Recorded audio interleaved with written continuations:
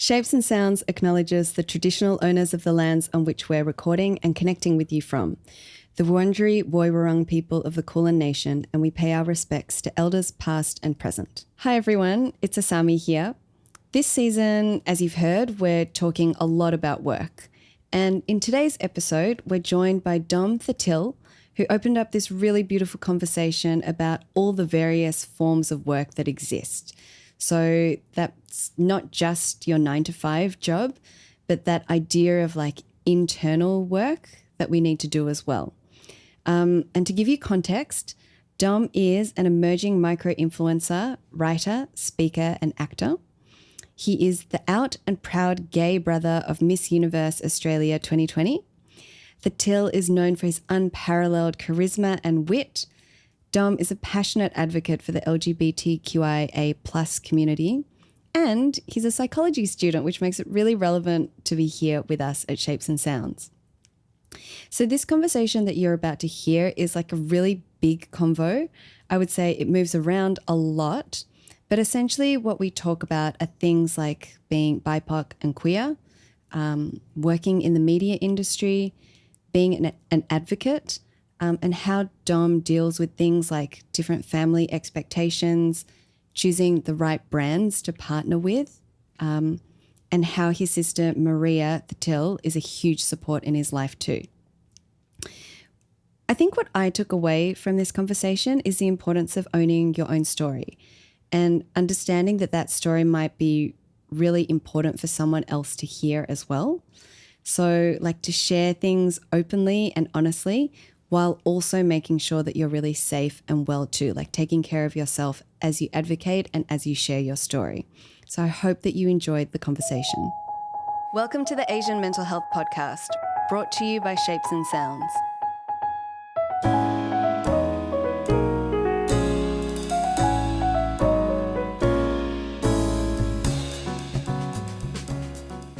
So Dom, thank you so much for joining us today. Happy to be here. And the theme of this whole season is the silent hustle, work and mental health. So my first question to you is like, how do you conceptualize and how do you define this term? Sure. I mean, it's something I actually talk about a lot. I think when it comes to the idea of work, it's a very personal thing that I've had to do for myself. I had to do a lot of personal work in understanding that being a polarizing person is par for the course if you are going to try and be an individual, if you're going to try and identify with yourself. But that took a lot of putting myself in uncomfortable situations, a lot of unlearning really negative things that I was taught about types of people and certain types of love, which now I practice myself. And I think to me, that is what the silent hustle and the work is. The silent hustle to me is all the work I had to do to become the kind of person I want to be for the rest of my life. Yeah, beautiful. Yeah. Can you tell us a little bit about your childhood and your upbringing? Of course I can. Now, it sounds a little bit goofy. It's one of those like the truth is stranger than fiction situations. Pretty much my dad was a Catholic priest, and then he met my mother who definitely swooned him into, I mean, they're still very Catholic, but he was like, I want a family with this woman. I can see the rest of my life with this woman. And to a degree, his side of the family wasn't necessarily so around that. It's like, you are a priest, you shouldn't leave that. But it was almost like the first act that anyone did in my family of breaking the mold of what is deemed acceptable. It was a very rebellious thing for a Catholic priest to do, even though he remains within the Catholic faith. But after they married, they had my sister and I, my sister Maria and me, in Australia after they immigrated. But they still practiced a lot of their conservative Christian values, whilst also practicing a lot of their racial values, let's say, for lack of better words. And growing up in this country with a Christian white school, I am one of the only brown kids in every 100 that I see. And then you come home and it's curry and rice and Bollywood music, and you're saying your prayers in a much more diligent way than you even practice them at your Catholic school. I can definitely tell you that gives you a certain sense of warped identity, and you're always struggling to think, what is the right way to present myself? What is the right way to be? Yeah. And tell me about school. Tell me about not seeing many of you around you. What was that experience like? I mean, it was pretty confronting, only because I always knew I was gay. I knew I was gay since I was little, but I could never say it out loud. even though I was, Googling like this, what's his name? The guy who plays Troy Bolton, Zac Efron shirtless. And it'd be like, I'm not gay, Zac Efron shirtless. And it's like things of that nature where it's like, I'm in a Christian school where I could not be the only person to have come out. And I'm already this brown person who, God forbid, my mum's cooked a curry the night before. I know I'm going to hear about that for the rest of the day. So a lot of what I ended up doing was shaping this identity for myself. Where God bless this woman, but I had a girlfriend in high school, and it was I don't know if you are familiar with the term beard by any chance. No. So a beard it's a popular term coined by queer people for queer people who date a woman or a man, depending on their circumstance, to hide the fact that they are queer. Mm-hmm. And this poor person had to unfortunately act as my beard in that scenario, because I really just didn't want to look at myself in a real mirror. Yeah. I'd much rather draw a crayon painting of myself that everybody else would accept, stick it on the wall and be like, hey, look, it's me all the time. And especially in high school, I definitely felt that. It got to the point where I was wearing like light BB cream. So it was almost like white foundation in high school, just so my skin looked a little bit lighter. But yeah, I do think as well, again, so when I think about those high school times, I used to really disregard those times, almost repress them. There was a certain level of, I don't even like thinking about the person I was back then, because I almost feel like the day I came out at 19, I had to restart my life, find new crowds of people that will accept me, barring a few of my friends that didn't really care too much. But I look back at those times and it's like, it actually taught me a lot about, it was almost like a sample size of, this is what it looks like if you are to conform for the rest of your life. Yeah, right. You will be something that can fit into the backdrop of society, but will you ever truly be accepted? Will you ever not be polarizing? And I've truly learned that that's not ever going to be the case. You will, to certain extents, there is always going to be someone that is polarized by you. Yeah. And if you're going to be triggered by every single person that is, you are probably never going to do anything for yourself. And I think once you remove that fear of not being able to conform, you shouldn't care about the fact that you're polarizing. You're never going to impress everyone. And it really helps me just be like, you know what, if I'm just going to be my truest self, I know I like men, I'm in a loving relationship, I wear what makes me feel comfortable. And if I'm okay with that, I'm never going to appease everybody anyway. It makes me think of that saying of like, it's better to be disliked for who you are rather than liked by everyone for like this fake character that you're putting on just to appease everyone around you. Honestly though. Right? Like, and I put that on God. That is the truth. Yeah. I'll tell you. Yeah. Yeah. I mean, and there's so many different like versions of that as well. Like you'd rather be in a room with 3 people that you love and trust and are true friends than a room of 15 people that make you feel lonely. Yeah. And I think in that regard, I've got people that I've known for 10 years. My partner and I've been together for 7 years. We've seen each other grow in various ways. He's seen me when I had a fringe, for example, a straightened fringe, and he's still with me. So there's that. And anyone you say it as if it's like a horrendous thing. On me it is. On me it is. Okay, again, to each their own. All right. Again, there are certain things that befit certain people, but me with a straightened fringe and blue eye contacts and white foundation, it just ain't it. Mm-hmm. It just ain't it. Yeah. And I want to talk about that, like in the context of work and the career paths you've chosen. Did you have expectations placed on you about different career paths?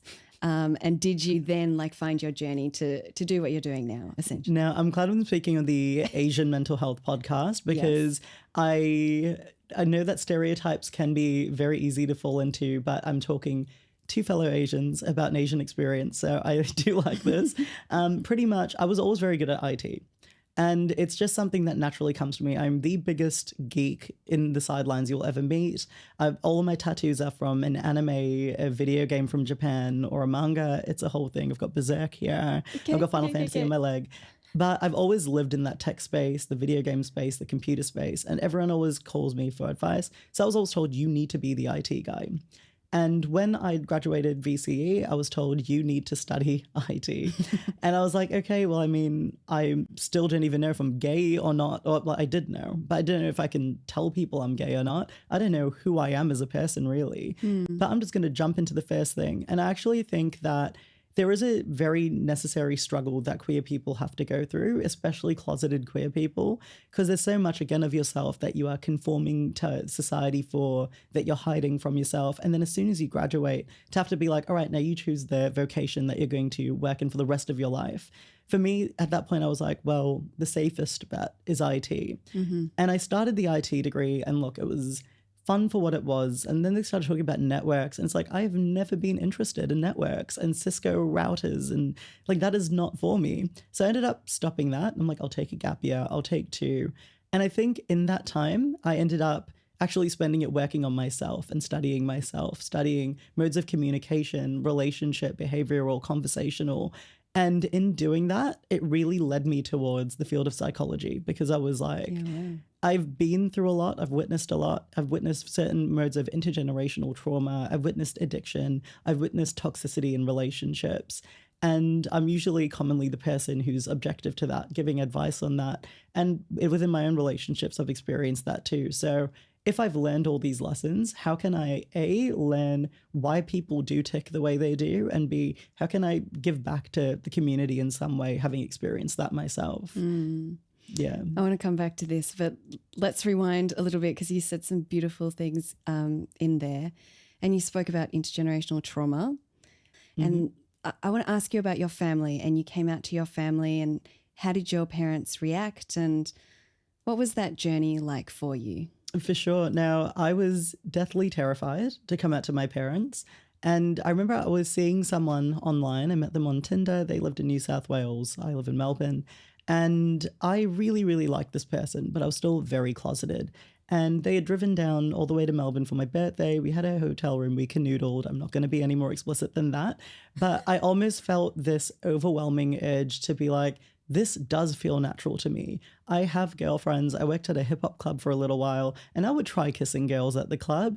I didn't really feel it the way I felt it with this one man that truly did care about me at the time, that would make certain levels of effort. And it was just a certain different mode of relationship that I never thought I'd get to experience. So I came home the next day, and I had to just look my parents in the eye and be like, okay, I'm not hiding this anymore. I kissed a boy and I liked it. Yeah. And okay, you might disown me, you might do whatever, but either way, this is who I am. Like, what are you actually going to do about it? And it led my parents down this rabbit hole of having to realize, because we've had people come out in my family before, not my immediate family, but extended second cousins, let's say, family. And it was not taken very well. It was honestly taken with a lot of derangement, disownment. Yeah. And I saw that happen, and it was like, you know what? I think that my parents might be a little bit more understanding, but worst case they're not. This might be the sample size I have to go off where I might be disowned. My mum at first, she did eventually come around to it. And the whole unlearning journey is still to a degree going on, because there's never been a real queer person in my close family. Yep. But my dad really just turned around to me and said, look, I don't understand this, but my only job in this world is to love my kids. Yeah, wow. And it was one of those things where it was like, okay, so yeah, that is what a parent should say, but like, are you saying that? Like, what about the Christianity? What about the rigid conservative background? But when my dad expressed to me that being a father is more than all of that, and it's just being there for your kids, so long as they're not hurting anybody else. I went to church every Sunday as a kid. And my dad truly did practice how he views his religion. Yeah. And it's something that was filled with compassion and love and teaching and loving your neighbor and making an effort for them. And yeah, that's what he said to me. And then my mother eventually came around as well. I actually wanted to say, like, you kind of make me think about that differentiation between religion and faith. And, you know, like sometimes like religion can come with so much like heaviness around like dogma and, you know, like it has to be a certain way. Whereas like so many people who are religious have really strong faith, and it's like, it's this underpinning that probably connects all religions as well. And then it's just so beautiful what your father said about, my job is to be a father to you and to take care of you and to love you. Exactly. And if he wasn't doing that, he wasn't doing his job. It was something that it really took me by surprise. But I think one thing that I learned from that is that if an ex-Catholic priest, he's 7 years old now, but he would have been about 62 at the time. If an ex-Catholic priest who is of a mature age, of an immigrant background from a conservative country, of a very rigid faith, can unlearn some of the harmful negative stereotypes, I truly believe in anyone's capacity to unlearn, so long as the education provided to them is compassionate and truly based in fact and logic. To learn that new thing, the idea that you're even learning it is that you are accepting this as knowledge. And to do that, you have to unlearn some of the things you've accepted as knowledge prior. Yep. And that could be in the sense that you were told that queerness is against the Bible without ever being able to quote the verse, but you've taken that as knowledge. But a lot of unlearning even that kind of stuff takes being able to stand objectively to your situation, looking back and being like, okay, so if I was a complete stranger looking at my thought process, what would I say to myself? And I think my dad really did possess the capacity to do that. That is not to say that my dad just flicked a switch and my mum flicked a switch and then 3 months later it's like, okay, let's all go to Pride together. Yeah. No, it was still a very much so like, okay, if this is something you're doing, like we might still call your partner your friend for the next 6 months because it's not something we still have fully learned yet. And I remember when I started working in the media space and I got invited to this Belvedere, I think it was Glenlivet. It was like a whiskey brand. And I was like, okay, it's a whiskey brand, has a green label. I'm going to buy this epic green jumpsuit. So I put on this green jumpsuit and I'm trying to do the zip up on the back. It was from Forever New. And I'm like, hey, mum, can you zip me up? And she looked at it and she was like, I mean, what is all of this? Like, you know what? You're just wearing like trousers. Like you have so many nice suits in the cupboard. And I'm like, okay, mum, I've chosen to wear this because I look damn good in it. And I still have the photos. I look damn good in it. And I had these like matching green key sunnies, had these high heels on, but I think she was just so taken aback. And I remember the conversation was, and I promise you I'm not trying to put you on blast, mum, if you're listening to this, but again, this is all about unlearning. But the conversation was, look, I understand you're queer, but now you're wearing women's clothes. And then she called my dad, who was like, okay, I've made peace with the gay thing, but like, is this like a trans thing now? What's the tea there? Obviously, he didn't say what's the tea, but I am paraphrasing in the most colloquial way manageable. And yeah, so my sister and I sat my parents down. And it was the most simplistic. It's like, if you're willing to be compassionate and listen, this is what I'm telling you. I am wearing this because I believe I look good in it. It does not change my gender identity. Yep. It does not change what I told you about the people that I want to be with. It changes none of that. I saw a really cute jumpsuit. This. Yeah. And I want to wear it. Yeah. And you know what? I got a matching handbag because it looks cute with this. Yeah. And mum, if you ever want to borrow any of my new clothes, funnily enough, I ended up from that moment, the thing is, after the first time where they had to really like pass through the new knowledge, they were very open to understanding it, like, oh, you know, that's okay. And now my mum, if she ever needs someone to help her shop, I'm the person she calls, not even my sister. Yeah. If she needs to raid my wardrobe, I'll be like, girl, I've got stuff in your size. I actually did a sports girl collab recently. And they were like, okay, we're going to send you a few outfits. And I'm like, all right, cool. So I chose 2 outfits for myself. And then I chose a much larger outfit. I was like, this is for my mum. And I wore it, I styled it. I'm like, okay, take it. It's yours. She's like, oh my God, thank you so much. Did you have support around this as you were working up to these conversations with your parents and your family? Like, did you see a therapist or did you have friends, family supporting you through this? I mean, I've always had my sister. My sister and I are pretty much best friends in the whole wide world. We're always working on something on the sidelines or supporting each other. I do believe mental health, just much like a physical checkup, it is something that you want to check on. But I think that in not having that mental help during that time, other than, you know, talking to my sister or my best friend at the time, I did have to almost force myself to be more objective to certain things and treat myself as a case study. It was very interesting because there was even a point where, again, I'm not going to put my ex-partner on blast, but I was dating someone that, let's just say for a lack of better words, was not very good for me and vice versa. I hadn't healed a lot of the intergenerational trauma that I'd been through. And I'd witnessed certain modes of communication within my own familial spaces that were maybe sometimes aggressive or not understanding. And there was a lot of pointing fingers. And I found that come out in some of my own adult relationships. I remember it just kept happening where there was 3 days of fighting and then there's a resolution and you feel so good. And then there's 3 days of fighting. And I think after a year of doing that, I almost sat myself down and I was thinking about it almost like an addiction to the resolution.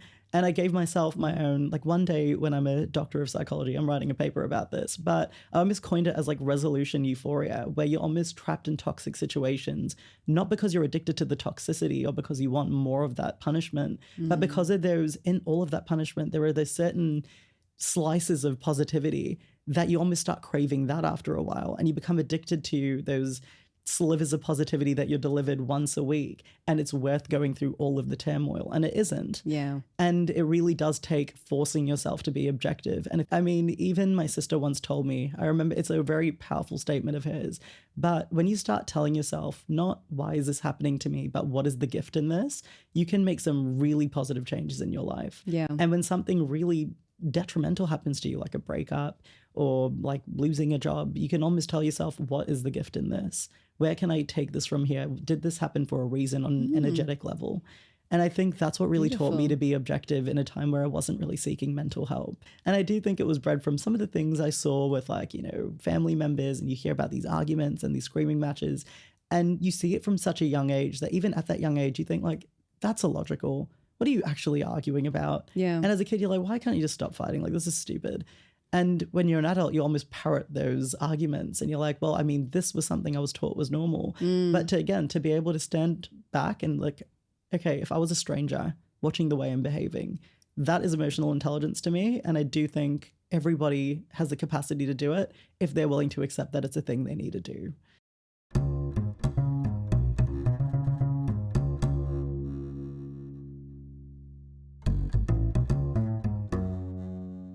I love the way that you're using the word work as well, because there's this internal work that's happening. Yeah. But I think I'm really curious to know about working in media advocacy. Like, tell us about what that actually looks like. Now, at least for me, it's very much so it's very much so bred from telling my parents something when I had nothing to do with the media, when this wasn't even something I wanted to teach people about publicly. It was more so, can I get my parents across this hurdle?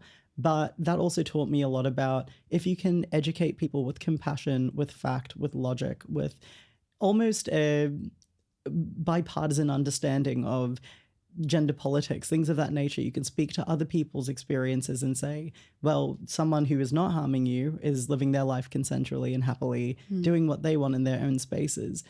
I think learning how to do that with my parents taught me how to do that with a much greater audience. Yeah. So wow. when I do choose to speak in a media platform, I do try and come to it from that same sort of position. I'm going to try and educate first. I will never be like, you are wrong, this is not okay. But it's from my learned experience, I am living my life. I don't harm anyone, don't get in anyone's way. I believe that everybody in a democracy deserves a certain level of a platform. And if they're not harming anyone else, if it doesn't impede on anybody else, everybody deserves that representation. Yeah. So that's really how I navigate that. I would say it's more of an educational thing for me than anything, because I really do believe that education should have been there when I was trying to discover this stuff myself. Yeah. To create something that you wish you had. Yeah. You know? And I want to ask you, if you have a platform, it means that you're visible. You know, can you tell me about how you've navigated visibility? Is this something that feels natural to you? Is it something that you've had to grow into? Tell me more. No, this is going to sound really goofy, but before that, I was a club promoter, and my whole social media presence was promoting this hip hop club that I worked at. Still got a lot of respect for it. They've got great music, good vibes, but I was not my best version of myself when I was working there. But almost to feel like I'd belong even in that space, all of my promo materials were me with blue or green eye contacts, and I had this white foundation. I looked like a ghost. But that is the way that I thought I would fit in. But I really did train myself in how to, you know, advertise, show myself, be like, hey, use Dom's list at the door and maybe I'll get a free bottle at the end of the night for having you being there. But after putting myself out there in that regard, I think it made me a little bit more comfortable when I finally accepted I want to do something in this field. Yep. I initially didn't want anything to do with social media other than, much like most people, post a photo of a plant here and there, me and my dog just smiling maybe 2 months later. So it was like, well, I'm not being seen in the space. Can I create that space? And I guess I had the confidence to just post a few photos. Yeah. And then it I grew felt like I looked organically. pretty, and I posted a few photos, did a bit of advocacy, and it's really just evolved from there. Yeah. Mm-hmm. And tell me, you know, social media is wild. Like, let's just, you know, call it for what it is. Tell me about navigating trolls and keeping yourself safe as well, because I feel like that's really important when you're doing advocacy work. You've got to care for yourself and make sure you're safe. and you're advocating from a place of safety too. Of course. It goes back to, I think there was a moment where I really realized it at World Pride. I was in this cute little leotard. I'd never looked so sassy in my life, knee-high white boots. And I felt myself that whole night. I was like, yeah, this is what it feels like. And when I was walking down the street with my partner after to get some Hungry Jacks, we got spat at by people. We got gagged at by people. And at first I reclused back into my hotel. I'm like, I don't even feel hungry. I just need to process this. And I spoke about it on my platform, and it led to this media storm. We spoke about it on Triple J, on Channel 9, and it felt like a very niche example. But when 100 people have reached out to me and said, we've had worse happen, we've been egged, it made me realize that me having this platform that I have is almost a privilege. And I have the thankfulness that I've got thick skin, I guess, at this point. So I'd never really had an experience of that magnitude, I'd say. I've been out of the closet since I was 19. I'm 29 this year. So 10 years now I've been out of the closet. And it took up until that point. I was walking down the streets in Melbourne when, after I initially started like being more open with myself. I was wearing heels, I was wearing dresses. And when people would look at me the wrong way, I almost didn't look at it as a safety issue. I was trying to be sassy. I'd be like, oh, whatever, let them stare. But when I was put in a situation that actually showed me this could compromise your physical safety, it shouldn't have to take someone getting to that point to start prioritizing their safety.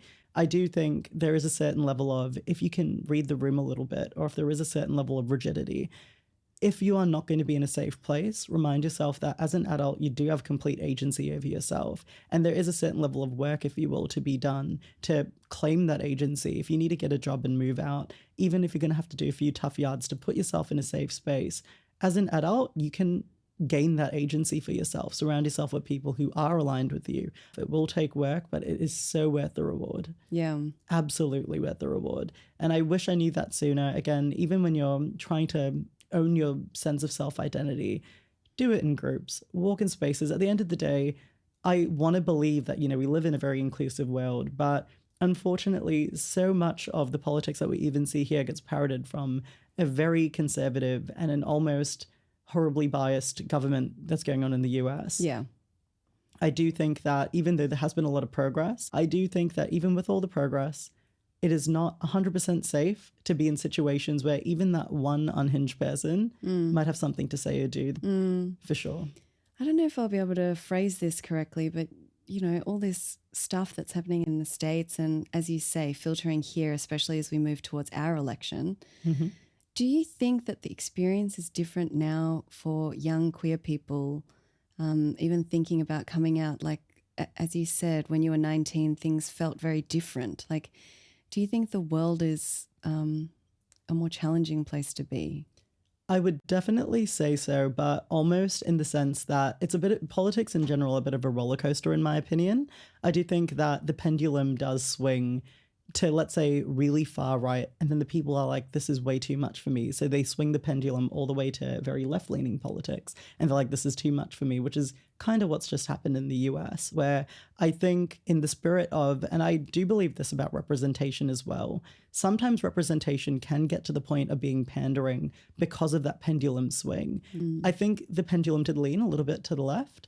And I think that now people are like, okay, this is too much. That's why DEI is such a big, hot topic. Yeah. When you think about the fact that DEI wasn't just for colored people or immigrants, but for women. And a lot of women are now regretting their choice because they're like, oh, wait, we thought it was just the colored ones. It's like, no, sis. It was about you too. Yeah, it was about you too. Unfortunately, you don't realize that those kinds of conservative exclusionary values, it seems like it's almost saving you from something until it becomes about you too. What they're trying to make is, I do believe that with that pendulum swinging to the right again, it is very difficult, especially in the US, but a lot of those values are parroted here. And a lot of trans kids here, as you can tell, even in Queensland, Donald Trump wins, not even a month later, we're having legislation about trans teens. Yep. You're not going to have access to the well. healthcare. Yeah, abortion. I would hope with a bit of critical thinking, we can see that this is way too far to the right. Even as someone who believes in self-expression and people's right to freedom, I don't think we need to do an extreme far left either. And when we start forcing values and views, whether that be queer politics, again, I will never force that on anyone. I understand people needing to have their pronouns enforced, but I'll never say, I'm gay and you need to accept it. It's more so, I'm doing my thing, and in this democracy, you do your thing. And do not enforce whatever you believe onto me. Much like I'll educate you. If you don't want the education, it's a simple scroll. You can change a channel if I'm on a TV, but it's not as simple as just, you know, I don't want to hear this, so we'll go this way where we police that. And then people are like, oh my gosh, we're sick of the conservative Christian nationalism. Let's go back to where everyone's rainbow and makeup. And then it's like, okay, well, I don't want to see that. We can depict people as real people. I think representation needs to be such a natural, nuanced thing. And actually reflective of the population as well. Actually reflective. Yeah. And even when it comes to something as nuanced as being the child of Asian immigrants in this country, I think it doesn't even need to be something so extreme. Like when I tell you my story, it's a pretty cut and dry story. It's a very real story. It's still very niche, if you will. I can't say everyone has a Catholic priest, the ex-Catholic priest dad. But I still do think there's a very real way that even something like that can be depicted through my education, where it's not a case of, and then, you know, it was the spiritual thing, and then we're all queer allies and we're dancing on. It really isn't that. And I do think once the pendulum starts to swing even a little bit more to the middle again, things will get a lot easier for women, BIPOC people, queer people. At least I hope so. Yeah. I'm manifesting it at least. Yeah, exactly. Align your thoughts, hey? Yeah. And on that, like, you know, that swing to the far left and the brands, it's like the greenwashing, but the woke washing. The pink washing, yeah. The pink washing as well. Can you tell me, do you have to kind of, what am I trying to say, like filter all the brands that approach you? Like, do people ask you, not ask you, but do people assume that you are the diversity face for their brand? Or are you really good at picking and choosing and collaborating with the brands that you want to work with? I mean, that's a pretty good question because I struggled with that at the start of my career, I would say. And it's that kind of thing where I was like, if I do get the privilege to have the opportunity to work with a brand, I will do it in a way where I can almost still feed my advocacy into it. That took a lot of whittling down. At first, I can't say that I was doing that, but having worked with a few brands now, understanding the way that organizations actually view diversity, especially now more than ever, a lot of organizations are shying away from it just because, again, the political pendulum. But I will always work with brands that let me advocate for the things I want to advocate for, that represent things that I actually use. And for example, there's a brand called It Cosmetics. They have such a good range of shades and their SPF that when I talk about it, it's not just, I have this great foundation, but it's like, as a brown man who has tried to experiment with makeup and you go to your Priceline, your Chemist Warehouse, you aren't finding that shade. But then I remember I discovered It Cosmetics. And I put that, it was CC Plus cream, if you're wondering. I'm wearing it now, great coverage, mattifying, and SPF. But I remember thinking, I'm not just going to talk about this as, wow, look how good my makeup is. But it's like, I love that as a brown person. I have found a makeup that actually looks good on me. Because you can find a mattifying white foundation in 10 minutes down the street. I'm not finding this shade unless I look for it. And I realized that even as a brown person in this industry, again, I'm not coming into it as the traditional white, blonde hair, blue eyes. I'm coming into it as a very niche person with an actual, you know, motivation, I would say. And if I'm going to be an influence, I'm going to do an influence with it. It's going to have to be something that motivates people to look at things differently, not conform. That's what my whole life's lessons have been about.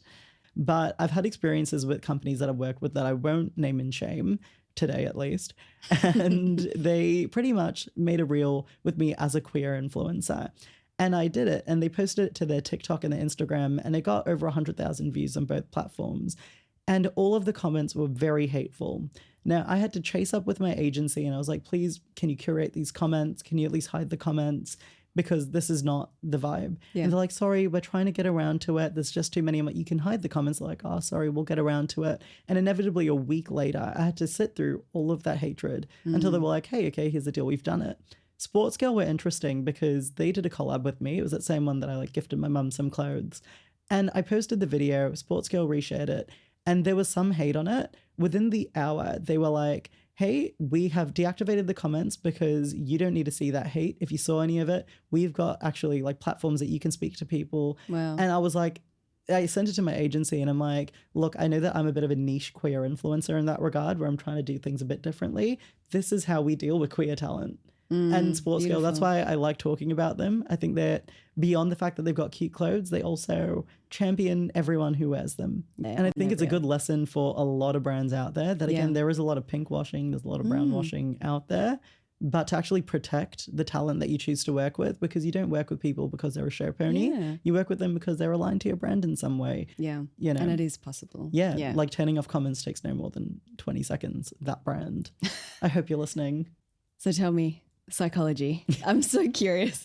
Okay, we've gone on this amazing journey. You've shared so much about your life, but tomorrow, I told you, all cards on the table. Yeah, you're going to start psychology tomorrow. So tell me, what made you think about starting psychology, and tell us about this part of yourself? For sure. I mean, again, I've been through a certain level of experiences, let's say, that I believe are niche to a certain extent, but they taught me a lot about the human experience in general, things that are conversational, that when you go through such a nuanced upbringing, again, like you have nothing but Eurocentric, like let's just say Caucasian friends, and you've got a Caucasian boyfriend, and you're looking at the way the world works according to the Western world, but you're always returning to a home where things are done very differently. The food definitely tastes different. The music is inherently different. And having to understand both of that and go through not just the identity politics of being queer, but also who the hell am I if I'm not an Indian and I'm not an Australian? It really does force you to teach yourself a lot of things about yourself. It's like, okay, well, I'm going to have to come up with my own mishmash, malleable depiction of myself. And in doing so, I had to also learn a lot about what is normal about this side to me, what is normal about that side, and what is really unacceptable from either spectrum. Certain levels of racism from the West and certain levels of conformity from the East. And in doing so, I became very almost objectively aware of the way I was talking to people, the way I was in relationships, certain arguments I was having, certain friendships I made, concessions I was making for people and concessions I wasn't. And after doing that, I found this inherent interest in the human mind.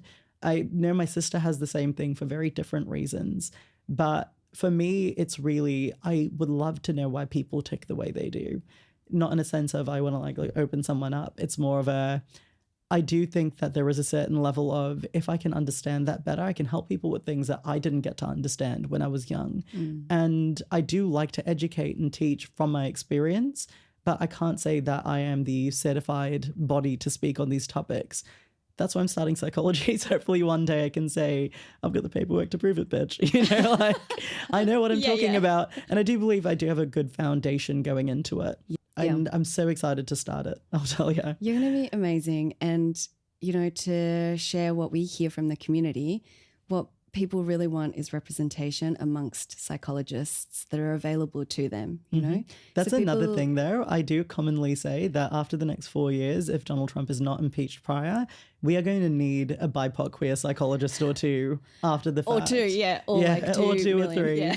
But we're going to need a few people of a nuanced perspective in the psychology field, because it'll be very interesting to see how people are thinking, how things have changed, who needs help with God support. knows what. Exactly. At that point, at that interstice of politics, if you will. Yeah. We want to ask our guests 3 questions, 3 quick questions to say goodbye.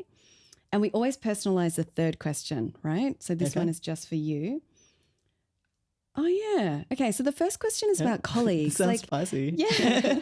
Oh, yeah. Who are your colleagues? And for context, like, do you ever feel too close to your colleagues? Interesting. Okay, so I mean that's a good question. So we didn't talk too much about the other work that I do, but outside of this, I've worked at call centers, I've worked in retail, I've worked in sales, I've even worked at a Thattil shop at one point. I've done a lot of other modes of work on top of the advocacy and the media stuff. And I do think that I did put myself out there a whole lot more. I do think when you enter a sphere like this, again, to a degree, it's polarizing, and you start to consolidate and curate your space a lot more. Because I'm doing a lot more of the media stuff now than other things, I do think I've consolidated my space to the point where my colleagues are my colleagues, but I have the people I trust. I know that I'm only going to put myself in safe and happy situations. And if I meet someone that's aligned, sure, welcome to the family gang. But if not, I'm pretty happy to, you know, just interact. Just be colleagues, right? Just be colleagues. I think there has to be a certain level of curating your space in any field, and not just because you're going to get like a leg up in a certain industry or you're going to be a part of a popular group in your workplace. I think that is so not worth your time. And for me, it never has been. And I've done it a lot in my professional life. Curating your space is key always. And it actually protects your peace in your private life by curating your professional life, for sure. When was the last time you took a mental health day?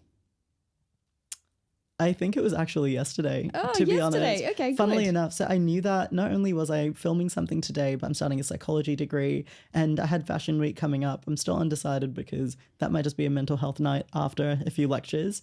But no, it was yesterday. I felt like I was overextending myself a little bit. And sometimes it is a very liberating thing to still show up for people, but know when to show up for yourself.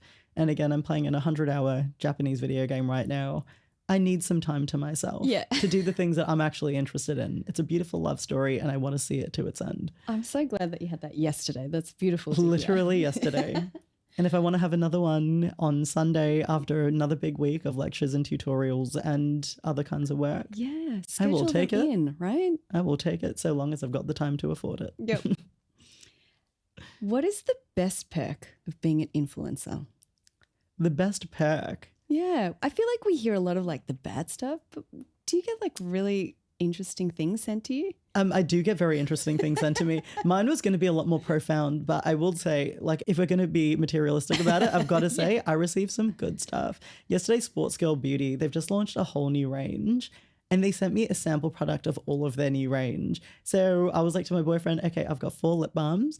Don't take the mango one. What do you want? Yeah. And then it's like, okay, and I've got eyebrow gel. And no, you never used it. Take this. And I'm just like, I put it all on today. I'm like, oh, eyeshadow. The grape lip balm. Grape lip balm. And I was even like, you know, I'm going to be sitting in a studio.